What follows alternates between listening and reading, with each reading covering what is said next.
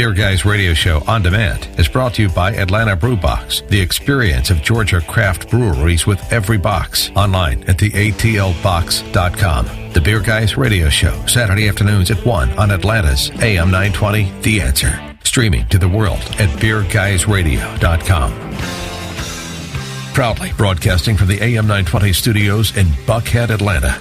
It's the Beer Guys Radio Show, the only radio show in the South dedicated to art, science, and enjoyment of craft beer. Now, here are your hosts, Tim Dennis and Aaron Williams. And it's the Beer Guys Radio Show once again. I am Aaron Williams. I'm Tim Dennis. And welcome to our show. Very excited to have a couple of great guests in studio with us today.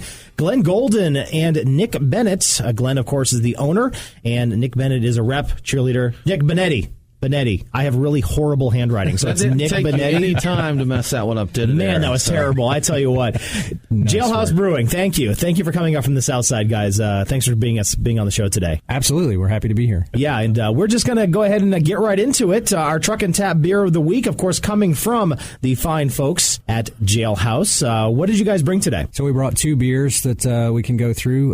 The first is going to be a grit beer called Alibi. Interesting. Okay. This beer started out as a Taco Mac Beer of the Month beer.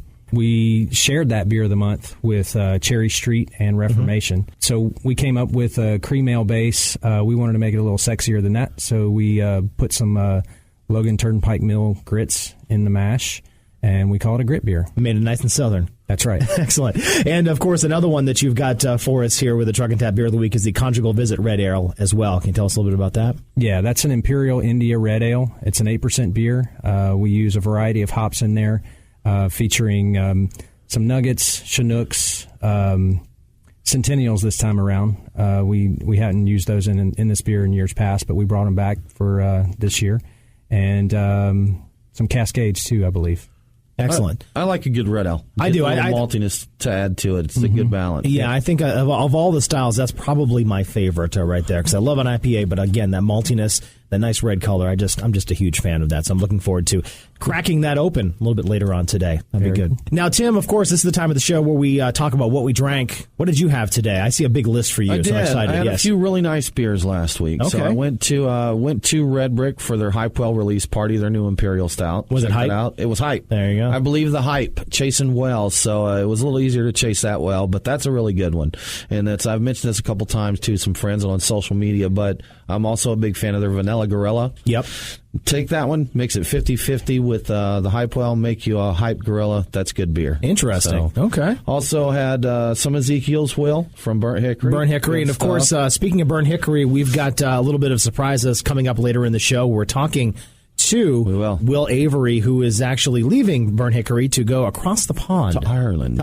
Yes. And so we'll be talking to him about that, and also where he's going, which is Galway Bay Brewing. So cool. We'll be looking forward to that. So the Zeke is back, and that's always good, too. Yeah, Zeke's a popular one. Always good stuff. And then one that we actually just shared not too long ago here. Mm-hmm. We tried the Monday Night Brewing Georgian Imperial Stout. Yes, and it's Georgian because it actually has Georgian hazelnuts in there, and it's country Georgia, not other Georgia, not us, not from Macon or something. So I thought that was really good. I really enjoyed that. Very similar to the Ferryman, the Orpheus Ferryman, but again, it was a nice release, and look for that in stores probably early coming up in the next week or so. So how about you, Aaron? What'd you have? This week? I had the Monday Night Brewing, of course, Georgian Imperial, which I really enjoyed. I also cracked the last Courageous Conductor. Speaking of Burnt Hickory Brewing, so I had to crack that last one open. I had a really tough day on Tuesday, and I just said, you know what, I need something good to make some liquid courage. Some liquid courage and made me happy, and that's always good. And of course, the business meetings, which are always fun,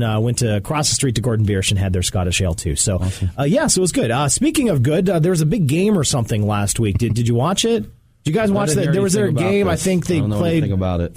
I don't remember. Yeah. Anyway, they had a big Super Bowl last week. One of the things, of course, that's been getting a lot of notice on the socials, as we would say, is the Super Bowl ad for Budweiser. Of course, last year, famously, they took shots at the craft beer industry by talking about the pretentiousness of craft brewers and a pumpkin peach ale drinking people, which, unsurprisingly, or maybe ironically to them, they bought a company that makes a pumpkin peach ale, Elysian, out of Seattle. So, Tim, you wrote an article on BeerGuysRadio.com about the Super Bowl Budweiser ad. What were your thoughts on that?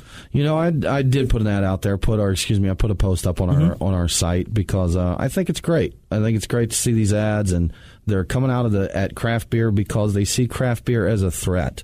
The ads, I don't think they're pitched to craft beer drinkers, but to the people that drink their beer, trying to get them to keep drinking it, making them think that they have the superior product now. They don't need to go look at craft beer, so they got to take these punches. I think we'll see more of it. Craft beer doesn't have a huge market share, but we're bigger than we grow each year. But it's growing. I believe I thought it was either around 13 or 16% of the beer industry. Is that about right? Yep. Yeah, and it's been growing, like you said, steadily every year. And it's interesting to me that that Budweiser is kind of taking this. And I was the same. I had the same reaction that you did. Is that they're trying to retain their drinkers because they're not getting any new ones out there. No one's being convinced to drink Bud Light or Budweiser. They're much rather, again, the Gen X's, the millennials, the people who are trying to just getting into the beer market are more interested in craft beer. And that's what I'm seeing here in Georgia and across the board. Is that what you guys are seeing too, Glenn? Yeah, absolutely. So I recall the Super Bowl last year when that commercial came on. I was sitting there with a buddy of mine, and he said, "Wow, they just took a shot at you." And I said, "Well, yes, you could look at it that way." But I'm agreeing with what y'all are saying. You stick your head above ground and get noticed, which is good. But I think they're putting a dividing line and saying, enough, y'all, enough of this taking our beer drinkers. We're solidifying what our drinker is, and we're gonna make a distinction between what this is and what that is. And I think they did a great job. Of course, I mean, they have many, many, many years of doing this. And many millions of dollars to sink into their ad campaigns. And so, yeah, it is interesting to me. And I know one of the rules in business, or at least in the radio business, is that you don't acknowledge your competition. And, we have a competition here on the radio station, but I don't talk about them.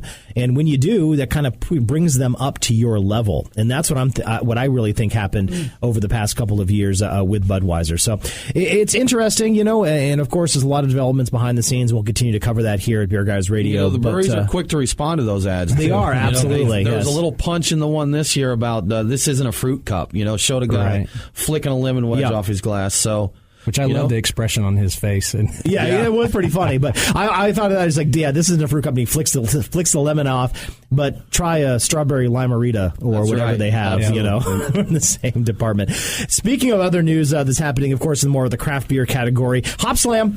Hop Slam Hype. What's that? That's exactly. There's a brewery out of Michigan that has a beer called Hop Slam, and much like the Bourbon County Goose Island deal that we had late last year, there's a lot of hype about it. What?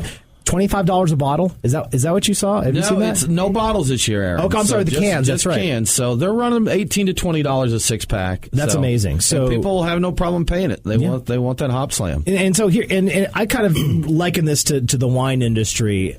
It takes a good palate for someone to really figure out the difference between an $80 or $100 bottle of wine and a $20 bottle of wine. I don't. Again, maybe it's just me. I don't know. I don't see buying $18 to $20 for a sixer of an IPA when I can get a lot better or at least just as good beer here in Georgia. You're going to make some fans mad now. I'm sorry. Sorry. I'd much rather buy two sixers. What do you think of Hop Slam? What do you think? You know what? I shouldn't say anything because I honestly haven't tried it because I didn't want to pay $18 to $20 for a six pack. So you saw it. You tasted it. I've had it. For the last several years. I'm going to be honest. I'm not a fan. Yeah. I'm not a fan. It's it's sweet. It's honey. It's malty. The hop profile is not my preferred. Mm-hmm.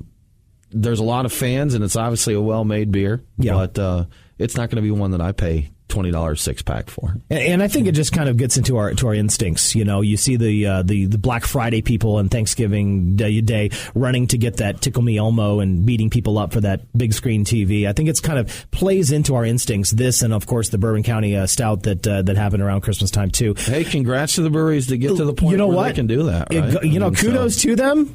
Just while you're doing that, I would just recommend to maybe try something else and see what likes you. Just don't be focused on that one thing and ruin your day because you can't have it. Now, I'm buddies with the Bell's rep here in Atlanta, so I hope he doesn't listen. Bell's makes a great beer. Look, Expedition Stout's one of my favorite beers. Yeah. I'm not going to lie. It's a great beer. They make some great They make beers. some fantastic beers. But while you're picking up your Bell's, try something local. Sure. How about that? Drink local. Okay. A couple of quick notes also to the Riverwatch Brewery over in Augusta. Just got news there that they are delaying. Their opening has been delayed a little bit, so bad news for that. I believe that's going to be the first brewery in the Augusta area. Am I wrong? It will be? Okay. So super secret news. More on the way. Yes. But so they won't be the only one there, but for now they should be the first. Good. So. A definite lack of a brewing culture or brewing operations in the Augusta area, and they deserve to have a couple there, too. And also, too, a little bit of local news here in Atlanta. Eventide canning their first beer, so Kolsch and Pale Ale cans will be hitting this week. Cool little silver can with the different colors and the hops on it. So it should be an interesting thing. So congrats to them. And congrats to us for finishing the first segment. How about that? We're sitting in with Glenn Golden and Nick Bonetti, the rep from Jailhouse. Thank you, from Jailhouse down in Hampton. We're going to talk more one-on-one with them coming up in the next segment. You're listening to the Beer Guys Radio Show. We'll be back after this. What's on tap? The Beer Guys know. More after this. It's Aaron and Tim, the Beer Guys. If you're like us, no lunch or dinner is complete without a pint or two of craft beer. Which is why Truck and Tap in downtown Woodstock is always on our list. Tim, why do they call it Truck and Tap? Well, the tap part is easy. They have 12 of them. Bottles, too. Not sure what to drink? All of their beer servers are Cicerone certified. And if you got someone who isn't a beer fan, not to worry. Truck and Tap carries wine, mixed drinks, and even handcrafted sodas. As for the truck part, well, that's when it gets interesting. Truck and Tap features your favorite Atlanta area food trucks daily. That way, you're getting a different menu every day. Check it out. Truck and Tap in downtown Woodstock. Truckandtap.com. Let them know that the Beer Guys sent you. Call the Beer Guys, 678-861-8AL. Now, back to the Beer Guys Radio Show.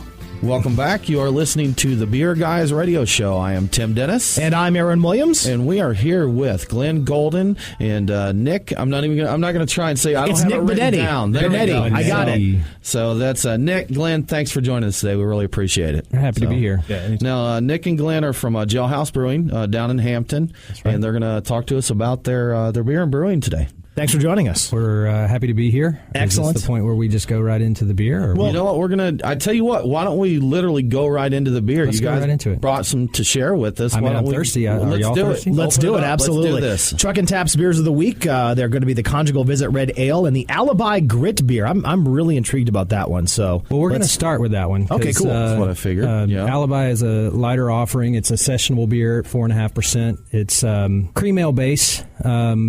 We brew grits. With grits. We put grits in the mash to bring in a little sexiness to the beer. Okay. So this beer originally started out as a Taco Mac Beer of the Month beer, as we were talking about before. And nice and light. Mosaic hops throughout, but not an overabundance of them. So it's enough to know they're there, flavorful, and so on.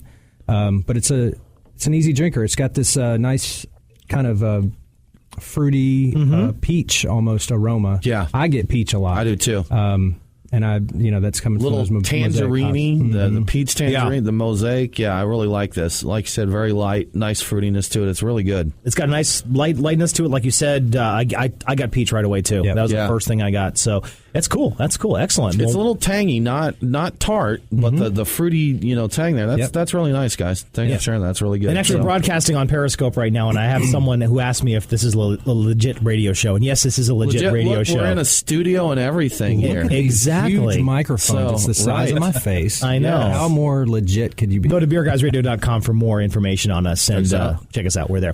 Anyway, again, you sold your first beer in 2009. It doesn't make you one of the old guard, but it doesn't make you one of the new guys either. So let's call you middle-aged. Are you in a midlife crisis right now? I'm not comfortable with that. Neither am I. I don't have a Corvette. Okay. He has an El Camino. I do have gray hair. Do you have an El Camino? Okay. That's cool. Wow, yeah. So you're a hippie. And I play only 70s music. Yeah, okay. Gotcha. All right. And so what have you seen over the years in your growth, and not only in your Jailhouse Brewing Company, but also across the state when it comes to beer? Well, it's kind of funny. When me and my buddies would talk about craft beer, say late 90s, early 2000s, my reference to it was, hey, we're heading in the direction kind of of the wine industry. I see this groundswell coming this way, and it was just kind of an opinion at that point. But it seems to have really kind of hit that stride. So we've watched it grow a good bit. When we started in 2009, we were one of 4 breweries in the state, and that was a fun place to be. A couple other breweries started at the same time, not in production here in Georgia. Nonetheless, Georgia breweries or Georgia companies, O'Dempsey's was one of those, and then Wild Heaven, of course, now they're brewing here, and great friends. So we kind of watched it grow together and have enjoyed seeing so much prosperity going on with opening breweries and so on. It's changing for sure. When you go out and you see local craft beer in the supermarket, that was definitely not going on at that time. But I think, from my perspective, really the kind of the energy that's going forward so heavily started about 2 or 3 years ago, and it's amping up. Yeah, we saw kind of a surge in breweries opening up around 2010. Yeah. And, once they got their foothold in that, we just had a big boom. And talking about beer in the grocery stores, it's not just that they're carrying it just because. Right. A lot of the grocery stores are very actively putting together a craft beer selection there and have, real nice sections of that. So a lot of real good local beer in most Publix, Kroger, wherever you go. Yeah, so. Absolutely. So now you've been looking to move a little bit closer to McDonough. You're based and located in Hampton, which, again, was where the racetrack is. That's where pretty much everyone knows about Hampton. Right. But McDonough's got a nice little town square. I used to live in McDonough, and it's a great little place. Tell us a little bit about that process that you're dealing with now. Okay, so, Hampton's our home. I live in Hampton. I grew up in Hampton. That's why we located the brewery there. When we first got going, we purchased equipment from the old Buckhead Brewery, which some of those are now Five Seasons restaurants, I do believe. But we bought the system from the Buckhead Brewery that was in Stockbridge, and we needed a place to house it. And there was a building on Cherry Street downtown where I was working at the time, and saw this building every day and really liked it a lot. Now, it's a small place. It's, about 1,300 square feet, two stories, 1,300 square feet per story. And it just screamed, put a brewery here for some reason. So it was available. We moved the brewery in there, and lo and behold, we learned that it was the old city jail. So that's where our brand was born. So you didn't know it was a city jail before you had no idea. Interesting. Luck has a lot to do with success, but you sort of create your luck when you are out there. But Hampton has a place for us. It's kind of a tough decision to make whether to stay there or not. McDonough has a broader community that would help us in our tours and so on. So we're a little bit torn about it, but we need a bigger space. We've outgrown our space, and the tour traffic will be much improved, I feel like, in McDonough. It's just a larger community. It's got a nice square there, and and you're going to be fairly close to that, and they get a lot of traffic anyway. And we get a lot of support, too. So there's not a lot of restaurants in Hampton for people to come to and kind of kill two birds, one stone. McDonough has more to offer there. So those are some of the reasons why. But at this point, we're kind of on hold with that project. We do own a piece of property there with a facility on site that needs a lot of renovation. So for some reason, we're just attracted to old buildings and feel like breweries need to be in old buildings. That happens a lot. It's good to see the revamping that a lot of breweries do to old places and what they turn them into. It's really cool. That's that. When I go and visit breweries and I see them, they're like that. Yeah, but a lot of breweries, like I say, are revitalizing the areas that are once kind of downturned or downtrodden just because it's cheap real estate. But once they're there, it kind of attracts a crowd and almost, I hate to say it, but almost gentrifies an area once you get down there. And it's a nice part of the community. Yeah, so I think we had a good deal going with McDonough, their Downtown Development Authority. They were going to help finance the project for us and support getting it going because they really want us there, and they still do. But that project sort of went on hold at the last moment, and now we're kind of in limbo again. Okay, so in Hampton for now. And we're okay. We were able to get some tanks that we purchased off of Terrapin online, which gave us some much needed capacity. We were pretty much brewing at capacity for a better portion of a year, which is really tough. You can't come out with a lot of new varieties when you're trying to support the ones that are already on the market. and we're kind of like ants on an anthill around there. Okay, yeah, in that small space. So you mentioned you didn't know it was a jailhouse until you got the building. So right. I take it that finding that out kind of helped you develop your name and branding in that, correct? It was pretty cool. Yeah. Okay. When we learned that, and my background is marketing anyway, not in a big corporate sense, but I come from small business and a small family-owned business, and I studied marketing in college.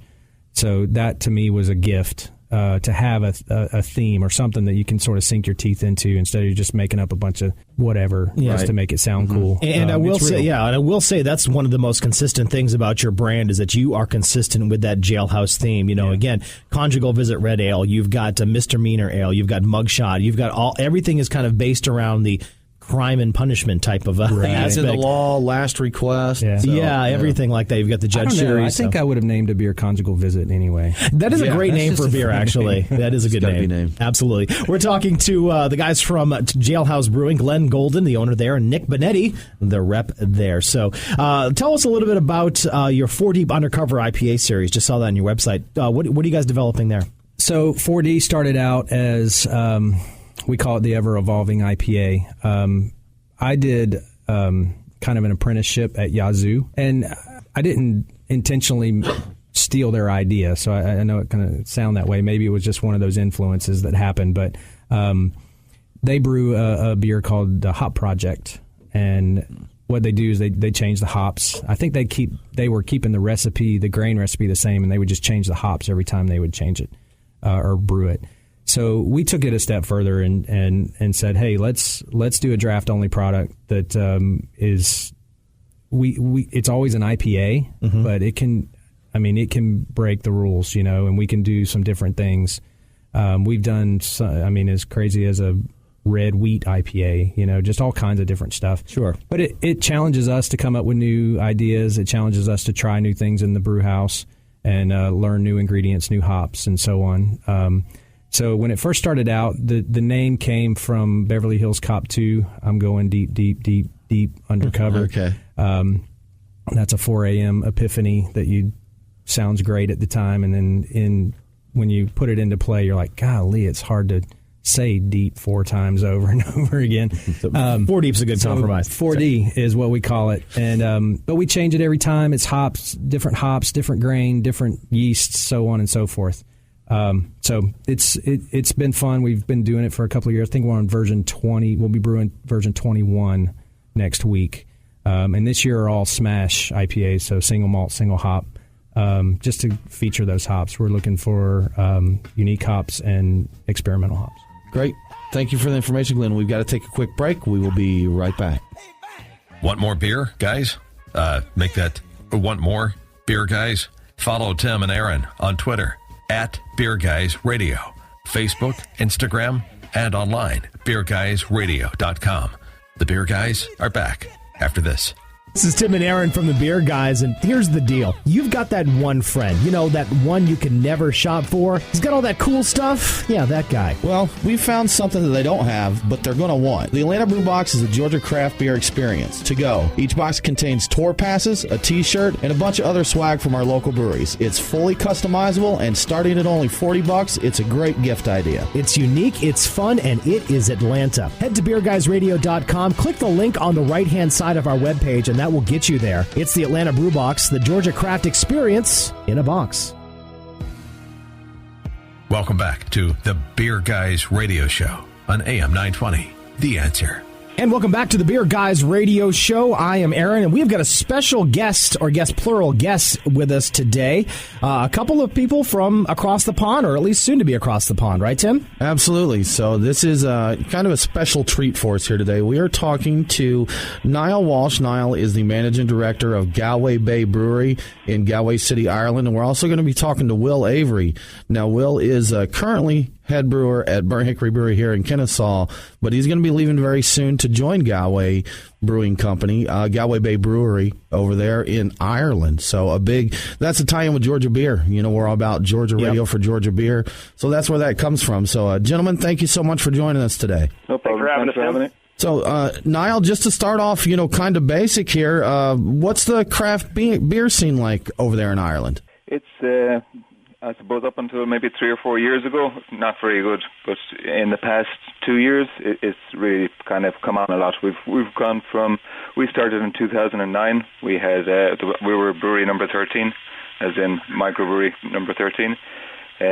Since up to now, I think in the last couple of weeks, I heard there was 70 breweries in the country. So wow, it's for a small population, it's grown pretty rapid. Now, what is the perception of the American beer scene over in Ireland? It seems like that we've had an explosion of the craft beer industry over here. What is that perception like for you now? Well, from my brewery, we watch it very closely as to what the trends are over there and the styles of beer. For a lot of the other breweries, it's quite difficult for them because they have to be able to sell their product. We have the advantage of having we have 10 bars in our chain as well, so we have a lot of staff pushing our product, and I suppose we have a great brewer as well behind us making fantastic beers. So. Now, Niall, speaking of that, and speaking of the American beer scene, to tie into that, you're obviously interested in brewers from America since you've hired one to come over there. What made you decide to hire a brewer from an American company? I think a big part of it was the fact that you guys are 20 years ahead of us, so okay. We want some of that knowledge over here. Expand on styles, that'll be a big thing to do. Obviously, Will mentioned that he had good access to hops, so that was a big seller. It's quite difficult to get hops over here, especially rare styles.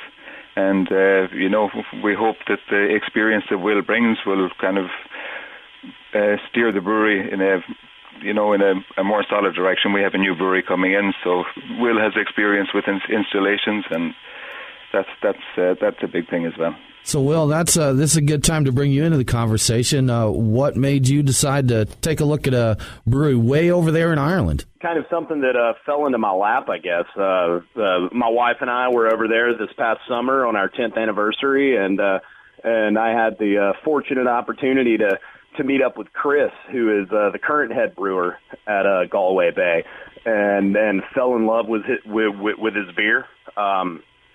Whenever the first pint of Galway Bay beer I had, I think I said to my wife that this tasted like something that I would brew, and I was really impressed with it and sought out a connection with him.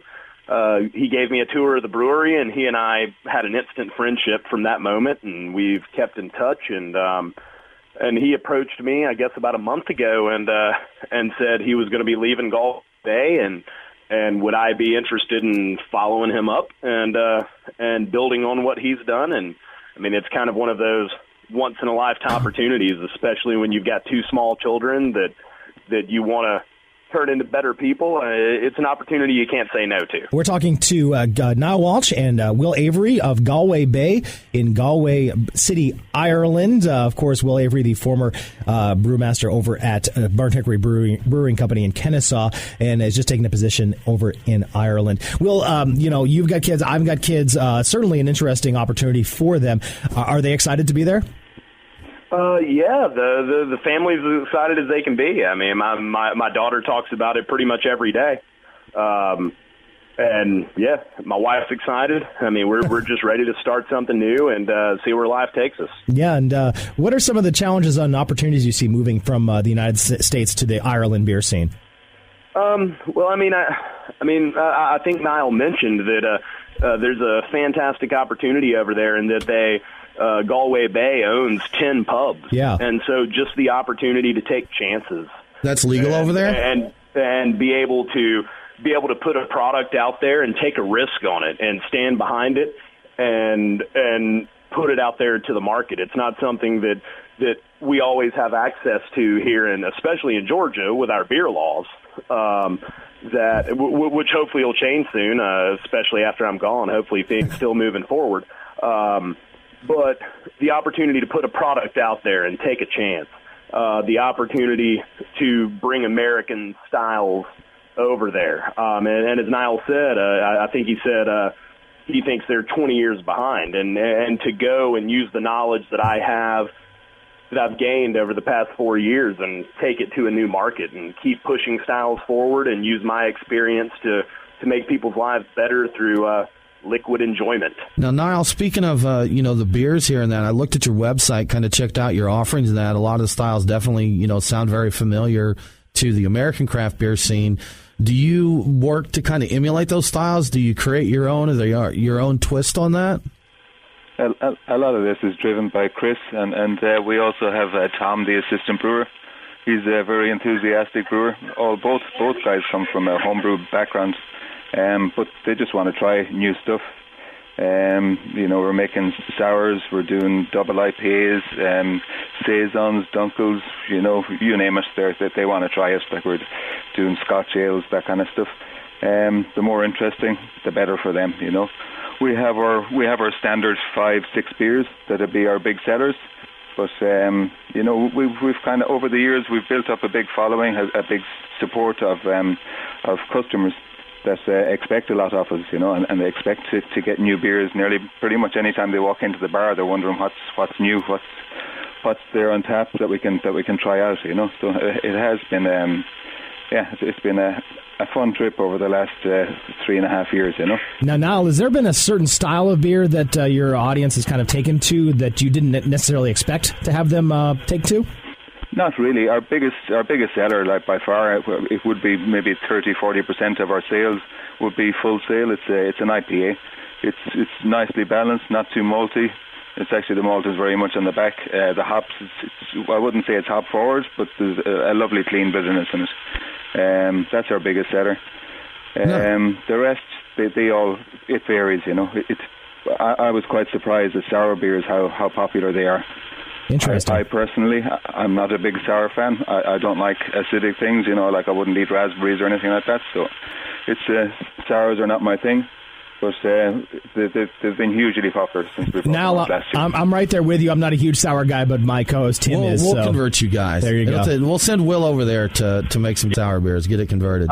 I'll try to help out with that. All right, appreciate it. Now, Niall, another question. We just saw that the Rate Beer Awards were released recently, and a few Georgia breweries mentioned on there. But I noticed that Galway Bay got quite a few awards for best of.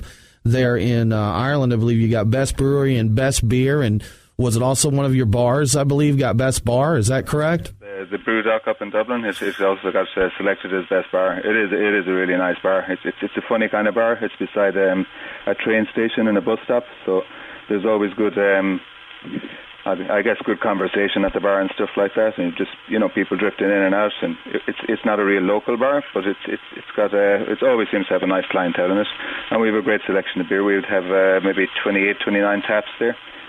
We don't do the regular beers. We'd have no Guinness or Heineken, Carlsberg, any of those. We just a lot of it will be our own 10, 11 taps of our own, and then the rest. Then we try and find the best from wherever we can get it, basically. Now, did you say that right now there's 70 breweries in Ireland? Is that correct? That's kind of what people are saying. The newspapers report that there's anywhere around 70 breweries. Now there could be maybe 10 of those not making contract brewing, if you know what I mean. Okay. Getting ready we get that here as well. It does take. It could take you a year and a half to set up a brewery over here with the licensing laws. It sounds like you guys face a lot of the same challenges we do over here and have the contract brew and that start up a lot like the American brewers do. Yeah. Excellent. Well, Niall and Will, just about ready to wrap this segment up. Thank you so much for joining us from across the pond, Niall, and from right next door, I guess, Will. For now. For now. Pretty close. Excellent. Well, again, thank you very much. That was Niall Walsh and Will Avery from Galway Bay. This is the Beer Guys Radio Show. We will be back right after this. Miss a show? No problem. Get the Beer Guys Radio Show on demand on the AM 920 The Answer mobile app, on iTunes, or wherever you get your podcasts.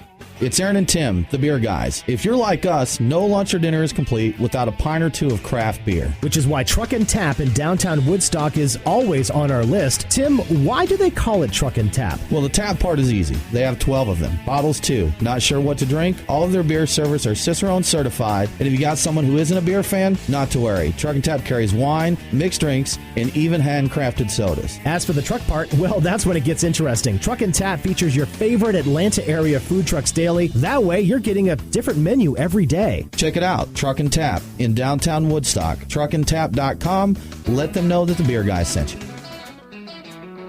Georgia Radio for Georgia beer. Now, back to the Beer Guys. And welcome back to the Beer Guys radio show. Good talking with Niall and Will from Galway Bay. That was pretty cool from across the pond, wasn't it, Tim? Very awesome. Awesome. Well, international Georgia beer connection. Absolutely. There. And we'll try to keep the flavor going here with some interesting interviews that are not necessarily related to Georgia beer, but something that they'll have a connection there. There will be some sort of connection, so we'll be good with that. Speaking of a connection, a big one right now, we've got the guys from Jailhouse Brewing in the house with us today, Glenn and Nick. You guys, thanks for joining us here. We're drinking their Truck and Taps beers of the week, which is the Alibi Grit beer. We've been tasting that pretty much through all. It's nice, very nice light beer. Got a good little citrus notes on that too. Looking forward to tapping their Conjugal Visit Red Ale a little bit later on too. So. We're looking good there, yeah. Well, Nick, thank you for joining us. We've been kind of talking to Glenn here about this and that, but we'd like to talk to you now. You're a rep for the company, correct? So that's correct. You're out there dealing with the masses in the market, selling the beer and sharing the word. So, what's the good word out there? How's the reception to your beer, and kind of what do you see growing out there? The reception is very good. Okay. That's okay. All right. He's a man of few words. All right. Yeah. All right. No. So reception's been good. What has been something that's really popular for you guys right now that's been selling well?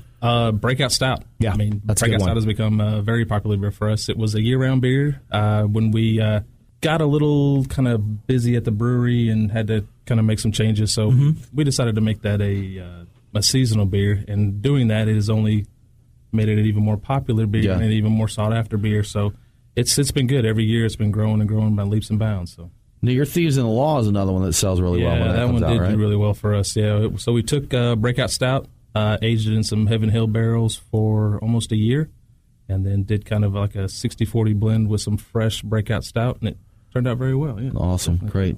Now, another thing you guys are big on, you do a lot of collaborations, right? And Glenn, I was actually up at Reformation. You did one with those guys up there, so you're big on collaborations, obviously. You correct? had to bring that system up, didn't you? That's man. How about that? It cranks them out up there too. That thing is amazing. Yes. We did a collaboration up there with those guys. It was a lot of fun.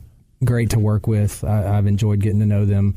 I guess pretty much since then. I mean, we've been in passing, but and Cherry Street was involved. Cherry Street was involved as well. Yeah. So it was a good time. We first started out throwing around some pretty challenging, kind of out there concepts. We were going to do like a Belgian black IPA. So when you get in this room with, again, this was all Taco Mac driven stuff for the beer of the month. You get in the room with 3 different brewers that got 3 different influences. Plus, what's going to work, what's going to not. We wanted to try and tie it all together. So we started talking about this Belgian black IPA. And the more I slept on that and thought about that, I was like, oh my God, this is going to be a mess if we don't pull it off, right? Yeah. So we all collectively decided, let's do something a little different. So we kind of went into this farmhousey IPA direction because they use a Saison yeast in-house anyway. Mm-hmm. So it really became more about the hops for that beer, and we all kind of brought in our own little addition to it. But brewing over there was fantastic. Got to know them and had a good time with it for sure. It's a great beer too. I had it when it went out there. It's very nice. Yeah. So, and one final thing here. We're running out of time, but you guys recently got an award at ACAT, correct? You got third place so the for Alibi. Classic? Yeah. Alibi was so the way that they did the ACAT this year, based on the weather, was a little bit different, but it was all based on votes, which we love. So Alibi, we took this beer, we put some cinnamon sticks in there, we put a little bit, put a lot of peaches in there, and interestingly enough, we put an herbal peach tea in there with it. And the cinnamon was probably the most dominant characteristic, but not overpowering. It worked out really well. It shocked me, actually, the outcome of it. So I was pretty excited about that. Wrapping up here with Glenn Golden from Jailhouse, along with Nick Bonetti, the rep there. What's coming up in the next couple of months for Jailhouse? What do you guys got going on? So we've got a big barley wine planned to come out. It's part of a series we call the Justice Series, which it's basically the judge, the jury, and the jailer. Not the executioner, though. Well, maybe. But okay. The jailer for sure. Okay. So the cool thing about this release is the labels for all the bottles. They're all 22-ounce bombers. So the labels are all going to be a panoramic view of a courtroom. So the first release is the judge. You'll see the judge. The second release is the jury, and that will be a wheat wine. The third release will be a cedar IPA called the Jailer. And when you bring all the bottles together, it makes one panoramic view. And there's talk about an executioner in there as well. Okay. Well, we have to keep us up to date. Of an executioner is Georgia. That's right. Yeah. Exactly. That's right. Excellent. Again, guys, thank you so much for joining us today. We really appreciate it. Absolutely. Happy to be here. Okay, great. And how can we contact you, by the way? What's your website, Twitter, all that kind of fun stuff? JailhouseBrewing.com. Twitter is Jailhouse Brews.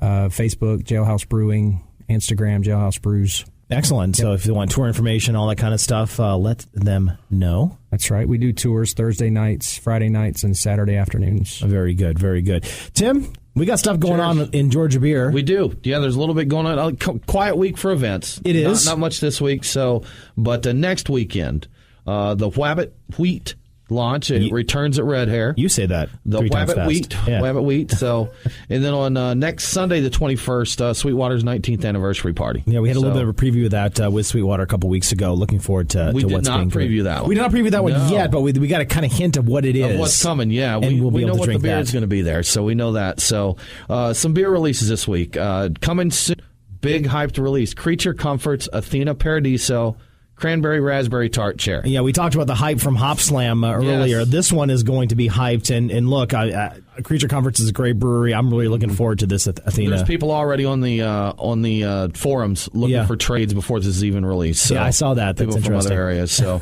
that's Monday Night Brewing, their Georgian Imperial Stout that we talked about earlier. Mm-hmm. That's on tap in the tap room right now. It'll be coming out next week. The 22-ounce bottles coming to market. Yep, so that was excellent.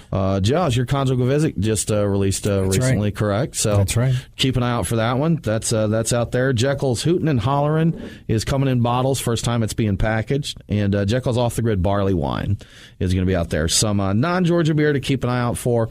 Ballast Point had a few that came to market this week. Their Ginger Big Eye, which is an IPA with ginger. Pineapple Sculpin, which is one people are looking for a lot. Watermelon Dorado, double IPA with watermelon. You know, watermelon seemed to be a trend across the areas, and it's interesting to see that, yeah. So Dogfish Head, Noble Rot Oak Aged. So Noble Rot is they say this is Saison-esque. Mm-hmm. So they use this fungus called Noble Rot, and it minimizes the water content of the grapes, and it accentuates the sweetness and complexity. So it should be an interesting beer. New Belgium, couple sours from them, the Transatlantic Creek, and La Folie 2016, and a Omnipollo Tired Hands collaboration called Shilkmake, which is an I'm going IPA, to let you say that, yeah. IPA with lactose. So check those out. Yeah, a lot of interesting things going on for the beer releases and all that type of stuff, too. We've got some giveaways, of course, to give away, because that's what we do with giveaways. The ATL Brew Box, also Boardwalk Foods, and we got a nice package of things from Terrapin as well. Check our social media account. We will be talking about that shortly and how you can win some of that information. Easiest way to do that is go to Twitter, go to Facebook, follow us, like us, do all that kind of thing. And also sign up for the This Week in Georgia Beer newsletter. All the information about what's going on, events and releases. We just talked about you. It is straight in your inbox. And again, it's at beerguysradio.com. We won't spam you. We'll just give you some good beer information. And again, if you entered that email address and give us your name, you'll be entered to win the contests that will be forthcoming as well. So, Tim, it's about that time. It is. I think it is. Thank you so much for joining us. Absolutely. We've got Beer Guys Radio Show. A great show coming up for next week. We will let you know more about that. And, of course, we'll be on the socials talking more Georgia beer. Thanks for being on the show, guys. And we will talk to you next week. Thanks for listening to the Beer Guys Radio Show. Miss a show? All shows are on demand on iTunes, Stitcher, TuneIn, and wherever you get your podcasts. Follow Tim and Aaron on Facebook, Instagram, and Twitter at Beer Guys Radio. Call the AL line at 678-861-8AL. More Beer Guys coming up next week. Same time, same place, same tap. Till then, here's to you.